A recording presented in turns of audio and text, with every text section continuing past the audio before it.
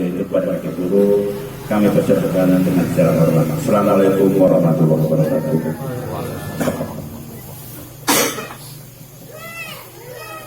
Assalamualaikum warahmatullahi wabarakatuh.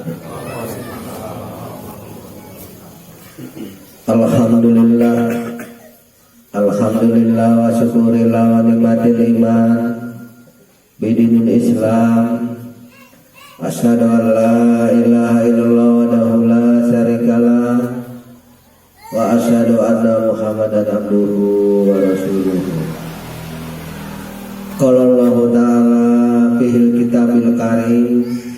A'udzu billahi minasy syaithanir rajim. Bismillahirrahmanirrahim.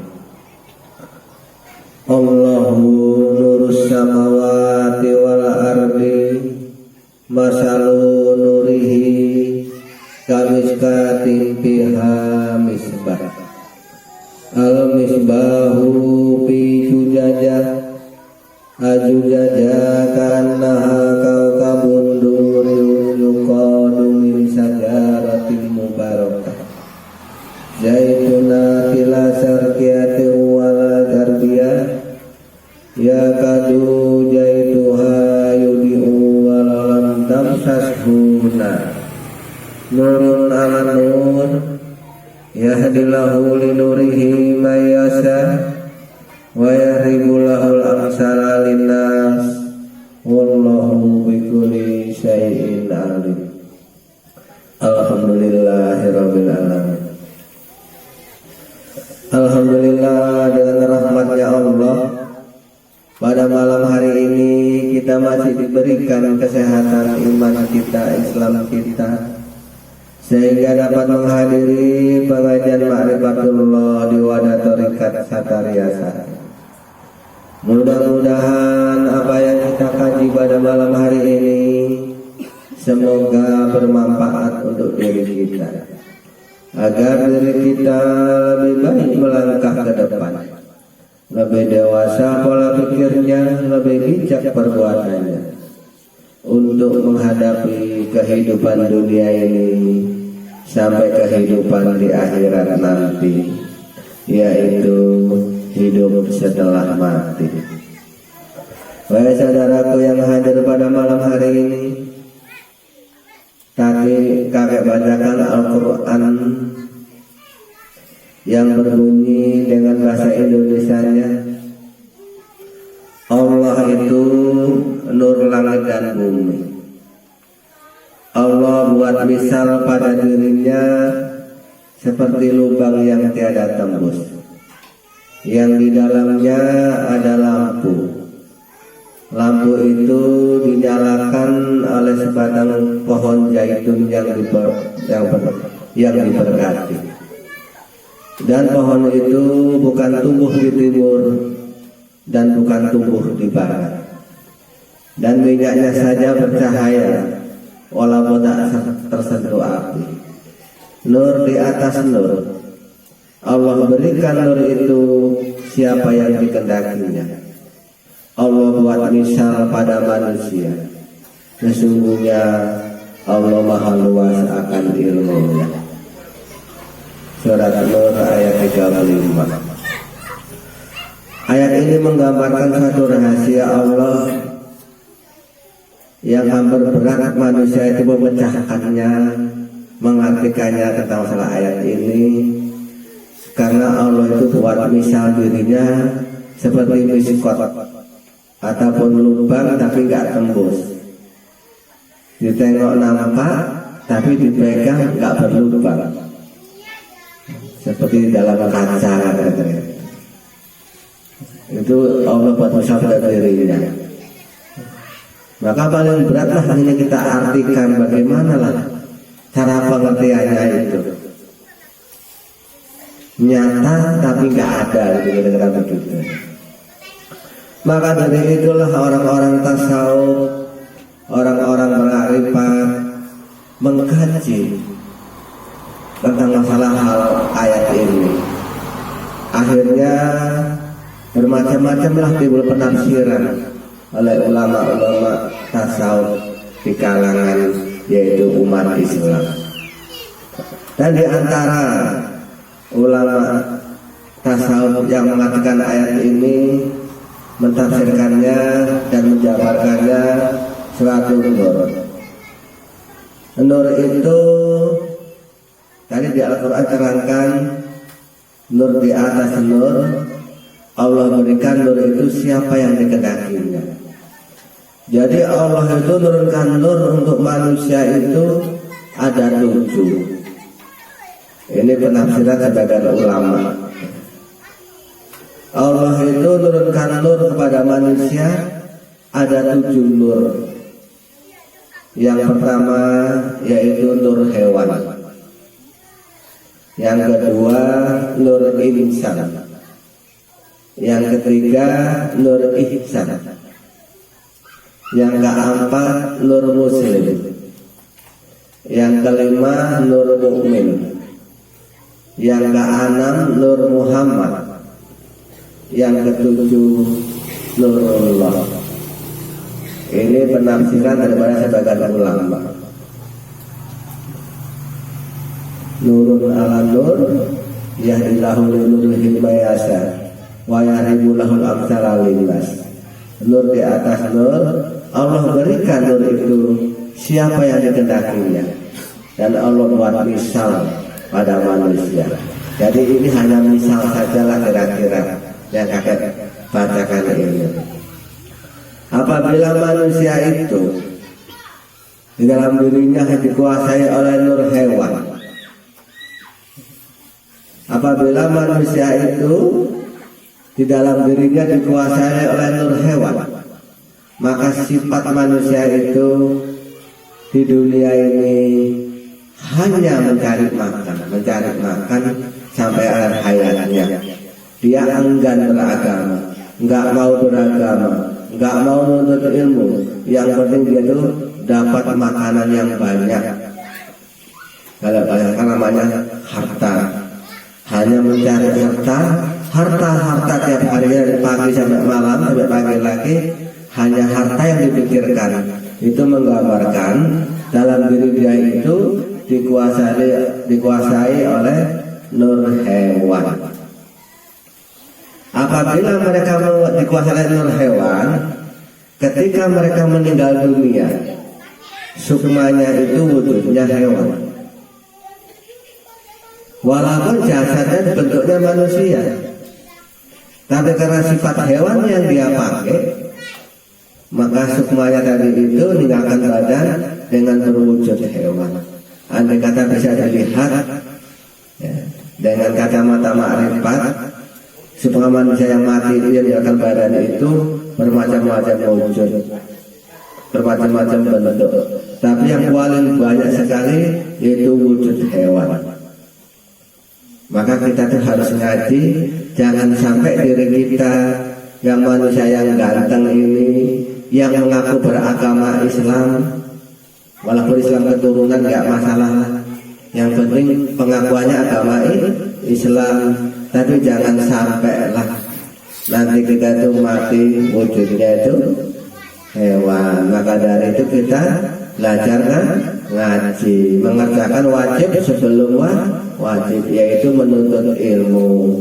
Karena menuntut ilmu itu hukumnya wajib, kata Nabi Muhammad.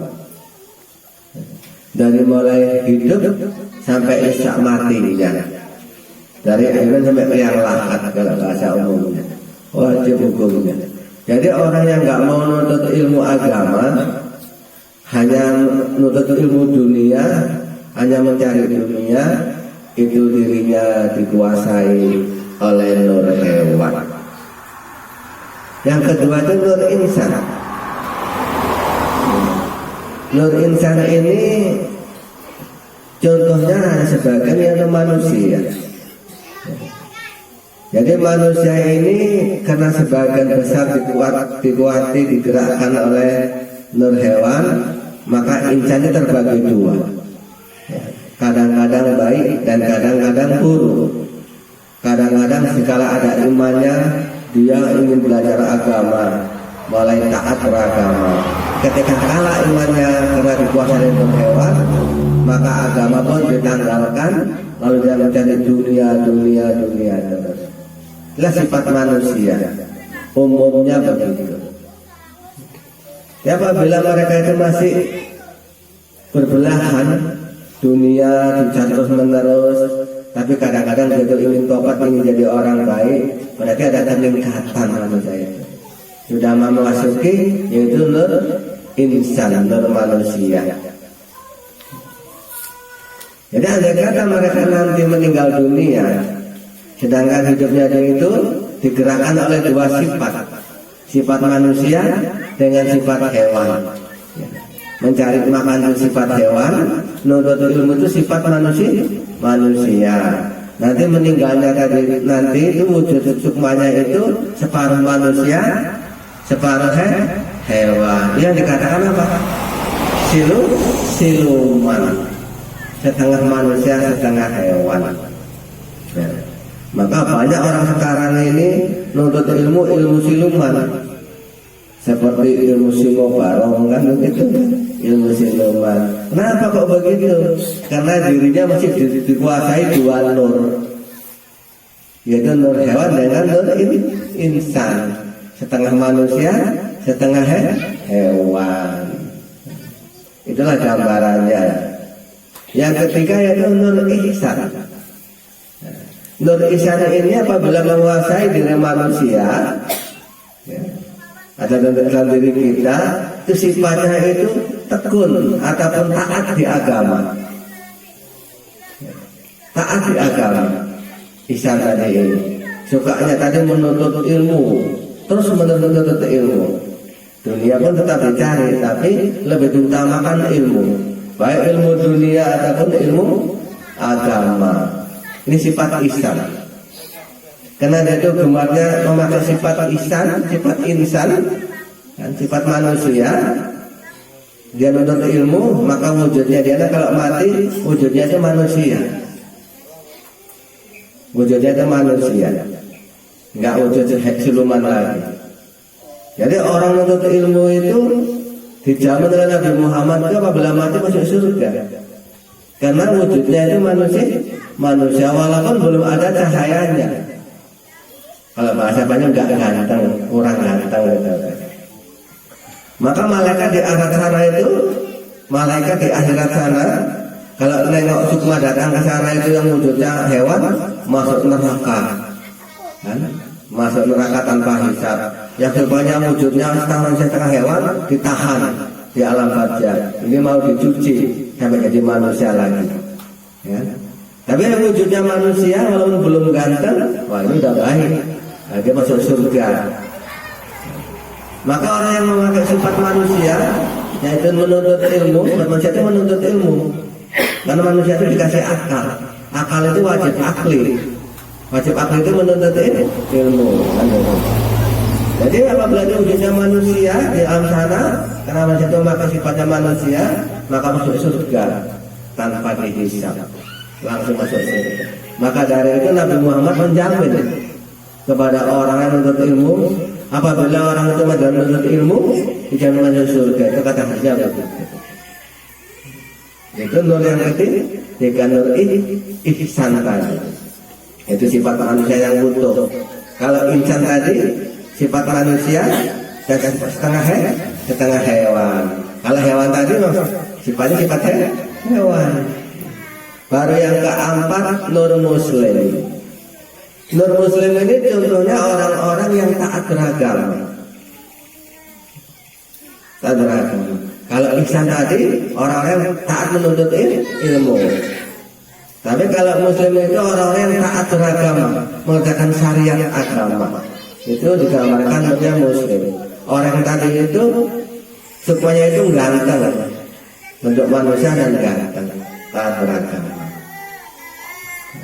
Orang muslim tadi, walaupun dia itu belum mendapat ridhonya Allah, tapi sudah mendapat jaminan. Jaminan tadi apa? Keselamatan. Muslim dan kesejahteraan, keselamatan. Jadi kalau kita sudah taat mengerjakan syariat sehari-harinya, berarti diri kita sudah memasuki tangga yang keempat, Nah, masih tangga yang keempat yang diberikan oleh Allah nur tadi, yaitu nur muslim. Taat dia beragama, dia sholatnya taat, zakatnya taat. Yang wajib-wajib lah umumnya itu ditaati. Kalau yang sunnah mungkin belum ditaati, belum dikerjakan, masih enggan. Tapi yang wajib-wajib karena dia takut dosa, takut masuk neraka, maka taat mereka tadi. Lah sifatnya nur muslim. Tapi itu udah beruntung, udah diberikan oleh Allah nur yang keempat, yang udah mulai mulia. Apabila mati nanti mereka itu sukmanya wujudnya manusia ganteng. Tapi belum lagi apa seperti umur remaja, masih orang tua tapi ganteng lagi. Karena kata Allah itu di akhirat sana itu orang masuk surga itu bentuk parasnya seperti anak-anak yang masih remaja umur 14-an tahun, cukup ganteng. Jadi usahakan diri kita, tingkatkanlah, sucikanlah diri kita, kata Pak Guru tadi, untuk menampung nur-nur yang diberikan oleh Allah, sebaik-baik nur yang yaitu nurullah tadi. Dan itu bisa jadi menjadi orang-orang yang terpilih dunia dan akhirat. Lalu yang ke apa tadi? Ini yang kelima. Yang kelima itu nur mukmin. Nur mukmin ini contohnya ya sahabat-sahabat Nabi. Karena sahabat Nabi itu umirul mukminin. Jadi orang yang sudah dikasih oleh Allah nur mukmin, sifatnya itu taat beragama dan sukanya dakwah. Nyampaikan agama. Dia taat beragama dan nyampaikan agama. Dan setelah dia itu wujudnya apabila mati manusia yang tampan sekali.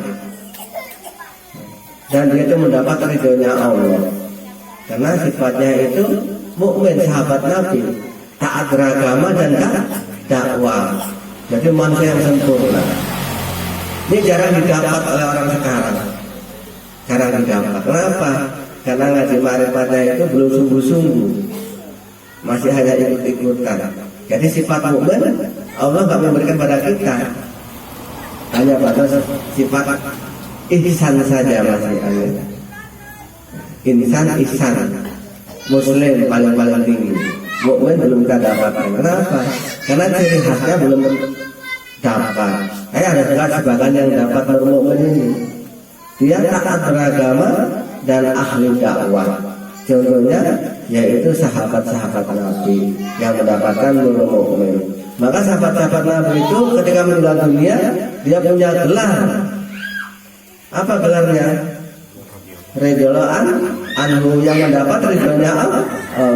Jadi kalau kamu ingin mendapat ridhonya Allah, dakwah agama. Karena itu perintahnya Nabi, walaupun sepotong ayat yang kamu tahu disuruh nyampaikan, agar menjadi orang-orang yang dimuliakan oleh Allah dunia dan akhirat. Itu namanya nur mukmin tadi. Baru yang keenam, nur Muhammad. Ini yang dicari-cari oleh kalangan orang-orang tasawuf, mengharapkan dia itu bertahun-tahun dia itu beribadah, bertahun-tahun dakwah, bertahun-tahun dia itu keliling dunia menyampaikan agama, yang diharapkan akan mendapatkan nur Muhammad. Ya, nur Muhammad itu contohnya apa? Ya, Nabi Muhammad itu sendiri contohnya. Orang yang di mana tempat disukai orang, rahmatan lil alamin. Walaupun sebagian orang-orang yang membencinya, tapi itu bukan benci karena jiwanya, tapi benci karena takut kehilangan kedudukannya, takut persaingan. Sesungguhnya mereka sama Muhammad senang semua, nggak ada yang benci. Tapi karena takut kedudukannya tergeser, kepala suku tergeser, maka seolah-olah dia itu musuhi Muhammad. Jadi orang dapat nur Muhammad ini orang yang paling mulia di dunia dan di akhirat. Disenangi masyarakat, disenangi keluarga, disenangi lingkungannya. Bukan rukun Islam, rukun iman saja yang diamalkan, tapi rukun tetangga pun diamalkan, rukun warga pun diamalkan. Kalau Muhammad rahmatan lil alamin, walaupun dia hidup di dunia di Medina dulu, contohnya Muhammad itu bermacam-macam suku di Medina, bermacam-macam agama yang diyakini di Medina, tapi ketika Muhammad yang memimpin kota Medina itu aman sekarang. Ketika Muhammad pindah ke Mekah, maka akan menjadi aman juga. Jadi apabila kita mendapatkan Nur Muhammad, Allah akan menjamin diri kita menjadi kekasihnya Allah. Habibullah. Ini agak payah dikerjakan. Kita belum dapat, satu belum dapat ya, belum dapat. Apalagi kok tetangga nyenangin kita. Istri kita saja yang tiap hari dikasih makan, dikasih nafkah, masih membenci kita. Percaya enggak? Kalau kita sudah dapat Nur Muhammad, enggak karena istri kita membenci kita. Apa tanda istri kita membenci kita? Selalu cemberut. Tanya lagi jengkel pada suaminya. Kenapa? Karena suaminya belum mendapatkan Nur Muhammad. Maka Nabi Muhammad sebagai contoh Nur Muhammad, istri-istri Muhammad walaupun 9 istri Muhammad, tapi akur, tetap mukanya berseri di depannya Muhammad. Maka Muhammad menggarisbawahi perempuan soleh itu seperti hiasan, enak dipandang, gak menakutkan. Kalau dipandang ngir, juga enak dipandang, nggak cemberut, nggak manyun. Itu kata Nabi Muhammad. Istri yang soleh itu seperti hiasan, apabila dipandang menyenangkan. Dia bapak-bapak ketika mada istrinya macam mana? Keadaan istrinya menyenangkan apa menjengkelkan? Oh menyenangkan lah. Udah ngaji kok ibu-ibunya, masa masih menjengkelkan juga? Berarti nggak masuk ilmunya makrifatnya kalau masih menjengkelkan. Iya, masih menjengkelkan kalau dipandang. Itu menggambarkan suaminya belum dapat Nur Muhammad. Apabila kita mendapat Nur Muhammad, maka semua umat anggap kita itu senang. Siapapun agama apapun di depan kita akur. Jangan sampai kita itu mengingkari apa yang ditentukan oleh negara kita. Kita mempunyai yaitu Bapak RT, Bapak RW. Ya, punya nggak kita? Punya. Apa punya RT? Rukun tetangga. Kira-kira Pak RT-nya pernah rukun nggak sama tetangganya? Apa saudara? RW rukun warga kan begitu. Kita apabila kita udah dapat Nur Muhammad, itu di mana-mana rukun. Baik lingkungan kita itu agamanya Nasrani, Kristen kebanyakan, Islamnya sedikit, tapi nggak pernah ada sesuatu perdebatan. Akur. Baik sukunya di kampung itu bermacam-macam, ada Batak, ada Cina, ada Jawa, ada Banten, Sunda, tapi akur. Apabila Nur Muhammad telah datang kepada desa kita pun diri seseorang di antara kita. Dan apabila kita mendapatkan Nur Muhammad, sukma kita itu wajahnya bercahaya sampai seluruh ruh dan seluruh makhluk Allah di alam gaib sana nggak mampu melihatnya. Silau atas cahaya diri Nur Muhammad itu. Maka dia dalam suatu ilmu fikih Muhammad digambarkan cahaya. Jadi kita ditengok amat jin masih nampak terang ya. Artinya jin tengok kita itu nggak tahan, matanya itu silau, aturannya begitu. Kenapa? Karena dari kita itu mendapat Nur Muhammad. Ini jin tengok kita malah terang diri kita. Itulah gambaran Nur Muhammad tadi. Contohnya Nabi Muhammad. Jadi apabila mendapat Nur Muhammad akan menjadi orang yang paling mulia dunia dan akhirat. Dan Allah menjamin oleh dirinya itu, yaitu gelarnya Sallallahu Alaihi Wasallam. Titel itu diberikan kepada orang yang menduduki Nur Muhammad. Bukan Muhammad saja di kota Makassar yang dapat itu. Semua orang yang mampu menduduki Nur Muhammad akan Allah berikan titel itu. Karena apa? Karena Allah sudah berjanji, Allah berikan nur itu siapa yang dikehendakinya. Maka di antara itu kita menetapkan. Jadi bahasa itu enggak untuk satu orang, tapi seluruh orang yang mampu menduduki, yaitu Nur Muhammad. Maka Nur Muhammad itu sifatnya sifat Muhammad. Ya. Salatnya apa, syariatnya taat, agamanya taat, sukanya dakwah agama, dan menciptakan perdamaian di mana-mana, bukan menciptakan permusuhan. Banyak sekarang ulama-ulama yang nggak dapat Nur Muhammad itu, ustadz yang dapat Nur Muhammad, timbulnya itu sifatnya sifat radikal, sifat iblis. Di mana tempat menciptakan permusuhan, nyalakan sana, nyalakan sini, sehingga timbullah perpecahan permusuhan antara agama, walaupun itu satu agama itu timbul perpecahan permusuhan. Kalau nggak ikut dia itu nggak sah agamanya, kira-kira begitu. Kenapa? Karena masuk itu ini itu bermacam-macam. Itu sudah jelas dirinya, walaupun dia itu ngaku ulama, ngaku kiai, sudah jelas dirinya itu Nur Muhammadnya padam, tapi diganti Nur setan. Maka Nur setan itu nggak masuk dalam golongan 7 nur loh, di luar lagi. Serendah-rendah nur itu kan nur hewan ya. Jadi jangan sampai nur hewan pun ditutup oleh Allah, malah diganti nur setan. Luar biasa, udah mendapat murkanya Allah. Hewan itu masih ada perlindungannya Allah. Maka ada hewan terbagi dua, ada hewan surga, ada hewan neraka begitu. Nah, kalau setan mana ada setan surga? Ada nggak? Nggak ada. Setan neraka sebanyak semua kan.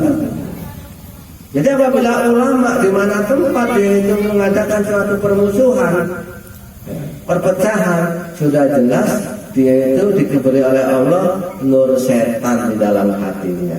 Maka agama itu radikal, keras. Sementara yang Allah berikan kepada orang-orang yang dipilih itu Nur Muhammad. Di mana tempat dia itu menjadi rahmat, menciptakan perdamaian, baik di kalangan alam jin sekalipun. Kalau sang pemburu hantu masuk alam jin, jinnya bubar karena menimbulkan permusuhan, ngajak perang. Tapi kalau Muhammad masuk alam jin, jinnya semua itu tunduk mendengarkan ceramahnya. Maka sebagian besar orang-orang jin itu yaitu masuk Islam katanya. Karena ada Al-Quran surat jin kan. Ketika mereka mendengarkan yaitu Al-Quran. Karena Muhammad itu rahmatan lil alamin.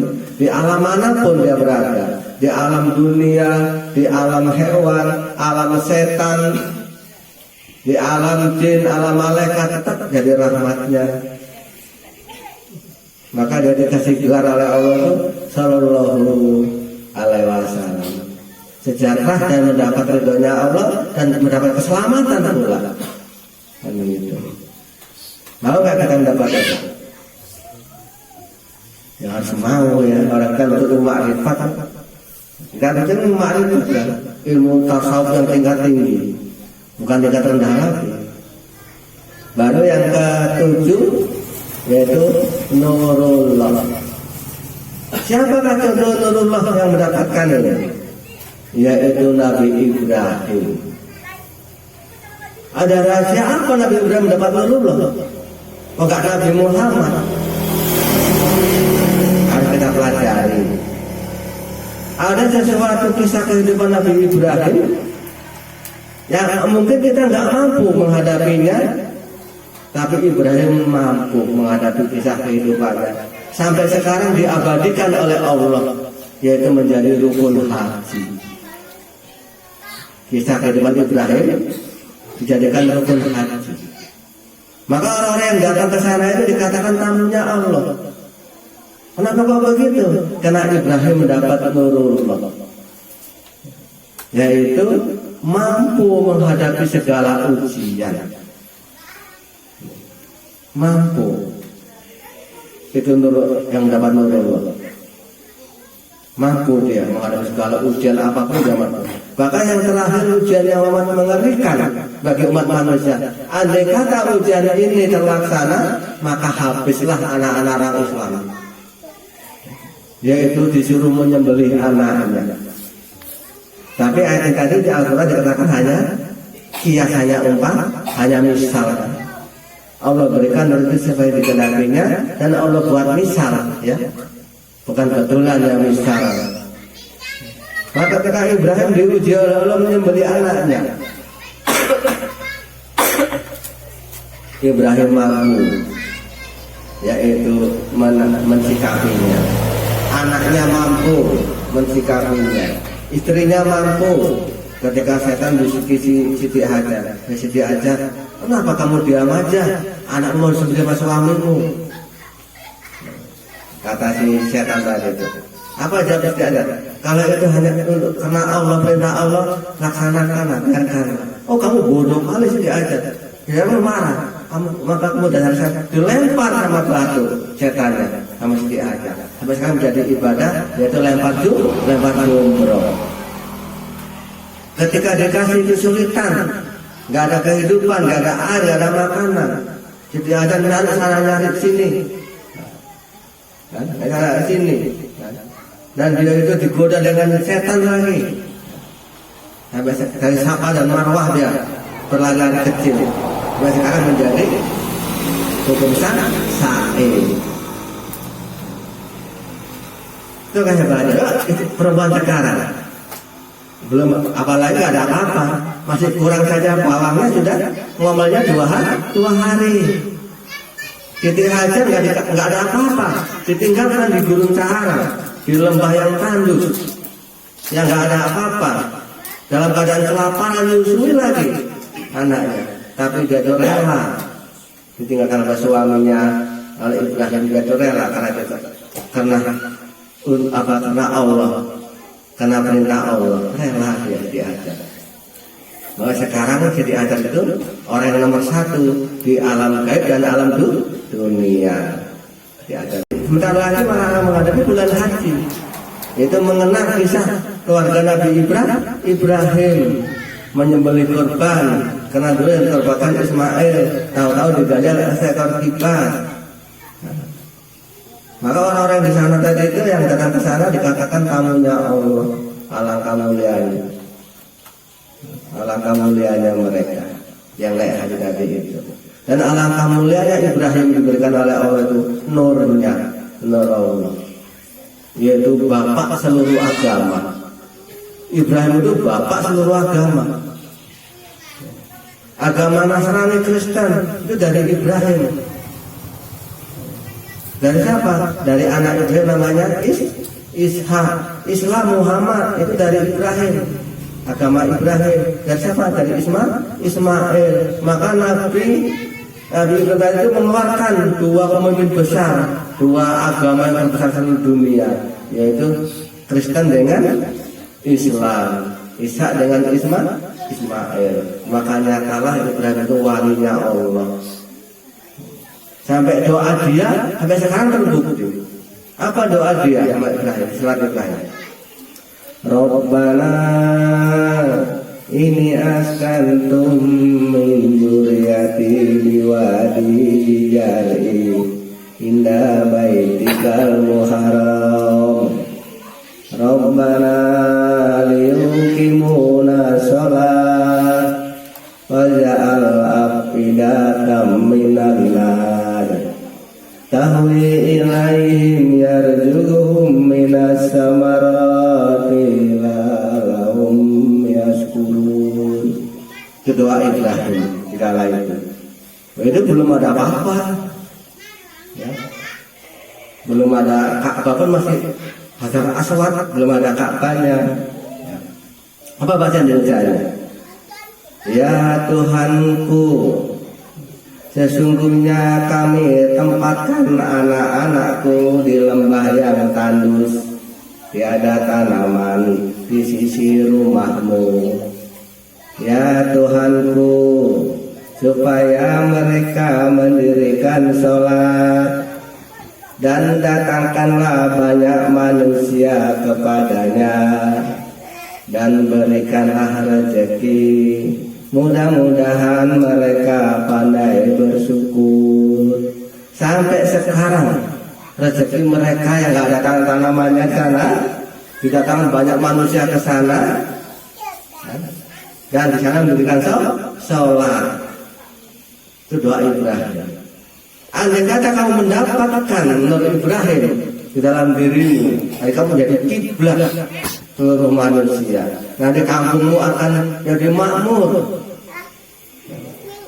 Nanti rezekimu dimudahkan oleh Allah seperti Ibrahim.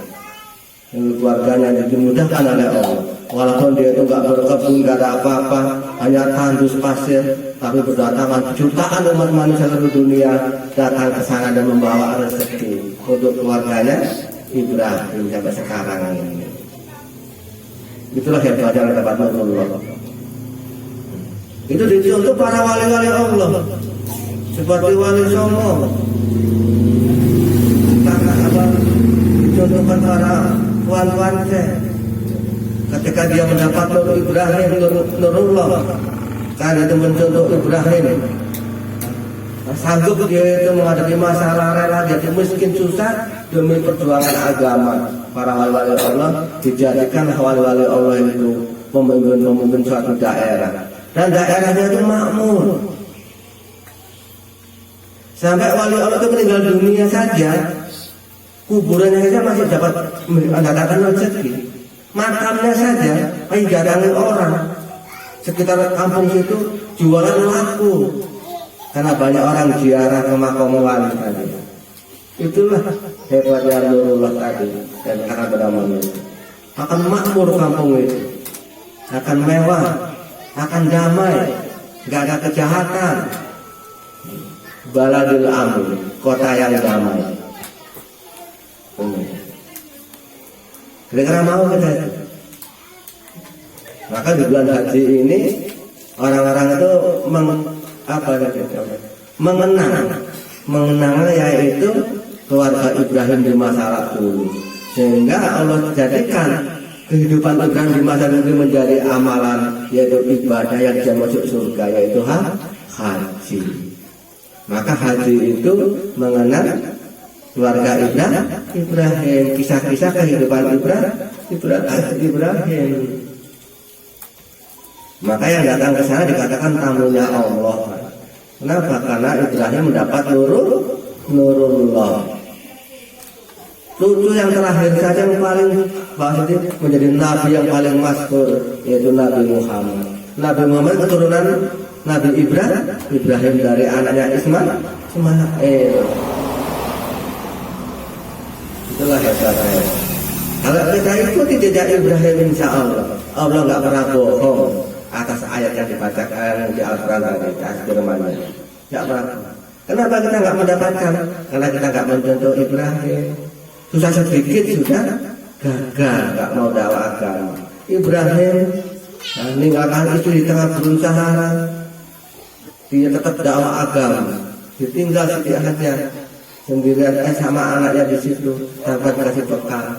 Dia tetap menjalankan tugas daripada Allah. Dan keduanya mendapat rahmat daripada Allah. Ibrahim mendapat rahmat, Siti Hajar mendapat rahmat Allah. Sampai sekarang nyata di hadapan kita kisah itu. Diabadikan oleh Allah, dikekalkan oleh Allah. Wali-wali Songo. Memang sebagian ulama yang radikal yang kemasukan setan, ya, itu mengatakan Wali Songo itu sesat. Sementara mbah dia saja ngajari agama dari dia. Indonesia itu kenal agama Islam itu dari wali-wali itu. Jadi kamu itu lahir pada beberapa tahun yang lalu, tidak nyesatkan orang-orang yang dipilih oleh Allah. Wali Songo itu sesat katanya. Ada yang agak dengar di YouTube begitu. Kurang ajar betul. Ini kemasukan setan ulama ini. Maka itu nenek moyangnya agama. Kalau memang itu dia sesat, enggak mungkin kita itu beragama. Berarti agama kita itu mengikuti ajaran sesat. Siapa yang membawa agama di Indonesia? Wali itu. tapi dia itu nggak sesat, maka Allah buktikan kalau wali songo itu nggak sesat, yaitu dimuliakan. Sampai makamnya saya dimuliakan, lingkungannya itu aja dimuliakan. Demak dimuliakan, Ngampel dimuliakan oleh Allah. Sampai kuburannya saja masih bisa nyakuti rezeki, ngasih makan orang. Sudah mati masih ngasih makan orang. Perdagangan orang sana diziarah, lalu sekitar itu jualan apa-apa, ada yang minta sedekah, ada kehidupan yang baik di sana karena cahaya wali-wali Allah itu yang dikatakan sesat sebagian orang yang kurang ajar, ya mungkin kemasukan setan ya. Itulah gambarannya. Itu dicontohkan. Kenapa kok dia dimuliakan oleh Allah? Karena mencontoh sifat Ibrahim. Yaitu dakwah agama dari Gujarat, dari tanpa, dari Iran datang ke Indonesia menyampaikan agama tanpa bekal apa-apa. Itu yang ditinggalkan di sana rela, dan dia datang kemarin rela menyampaikan agama. Akhirnya dimuliakan oleh Allah. Ada yang dijadikan raja, ada yang dijadikan kepala suku, yaitu kepala penasihat raja. Umumnya mulia. Itulah gambaran orang-orang yang mendapatkan nurullah. Mudah-mudahan kita yang ngaji ini bisa berpikir dan bergegaslah kita itu menyuci hati kita, mengubah diri kita, mengharapkan nur Allah datang kepada kita. Mungkin pada malam hari ini hanya ini akan kita utarakan tentang masalah yaitu surat Nur tadi. Jadi Allah menurunkan kepada manusia ada berapa? Ada 7. Yang paling rendah itu nur hewan, baru nur insan, baru nur ihsan, nur muslim, nur mukmin, nur Muhammad, dan nurullah yang paling tinggi. Mudah-mudahan sekurang-kurangnya kita diberi oleh Allah itu nur mukmin, yaitu contohnya maka sahabat-sahabat Nabi nur mukmin. Maka kita tutup dengan doa. Assalamualaikum warahmatullahi wabarakatuh. Alhamdulillah.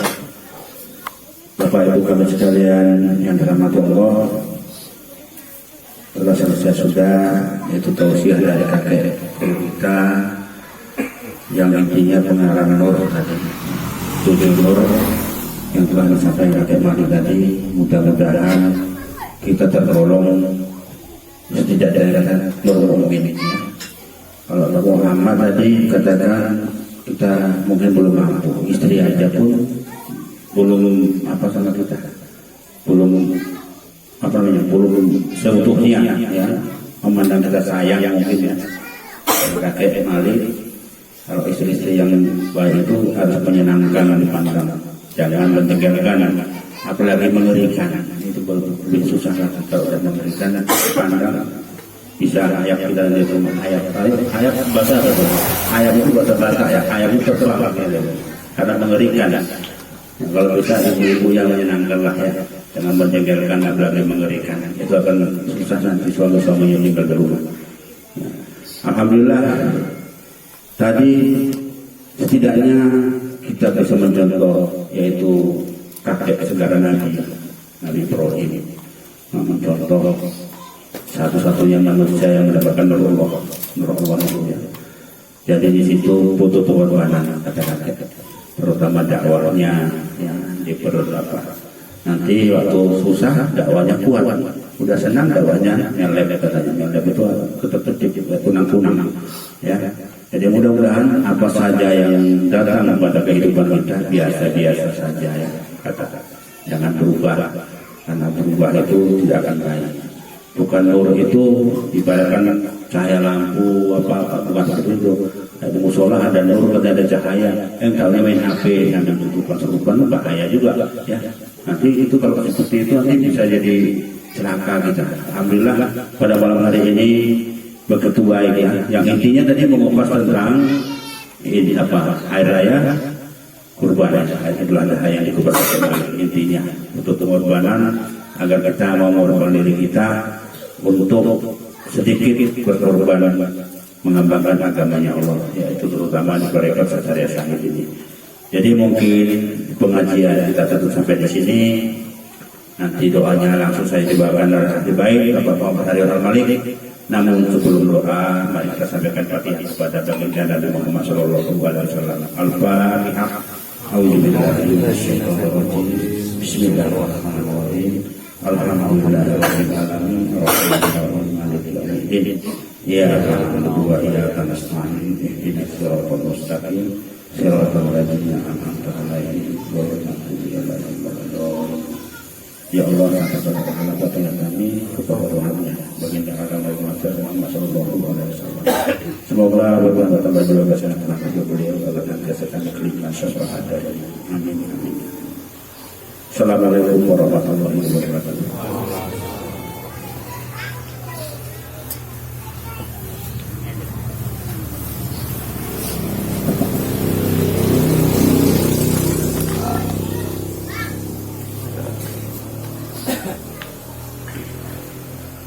A'udzubillahi minasyaitonir rajim. Bismillahirrahmanirrahim.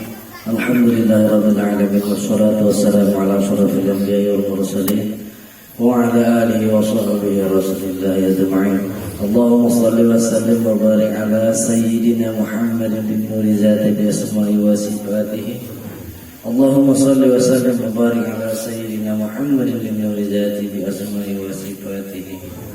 La ilaha illallah wal malikul haqqul mubin.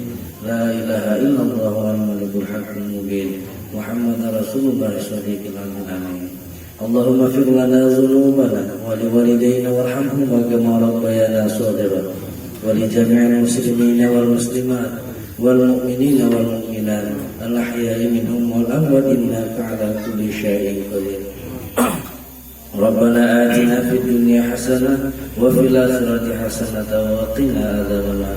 Sallallahu ala sayyidina Muhammad wa ala alihi wa sahbihi ajma'in. Bi barakati Allah ala syafaati Nabi Muhammad Rasulullah sallallahu alaihi wasallam wa sawabina la ruhaniyya khalifatullah Muhammad sallallahu alaihi wa sawabina la ruhaniyya wa la nasih Muhammad zainal arifin wal malik as-sadari sahih وصوابنا لروحاني سيدنا وحبيبنا بركاتنا صحب وتبي كتب عبد الحميد المصواري ولا الله قدس الله ولا حول ولا قوة إلا بالله العلي العظيم والحمد لله رب العالمين.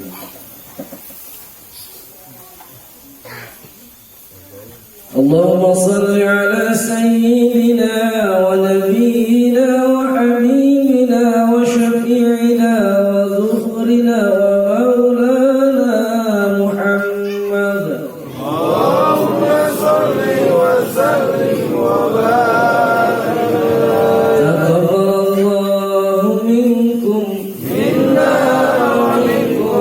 تقبل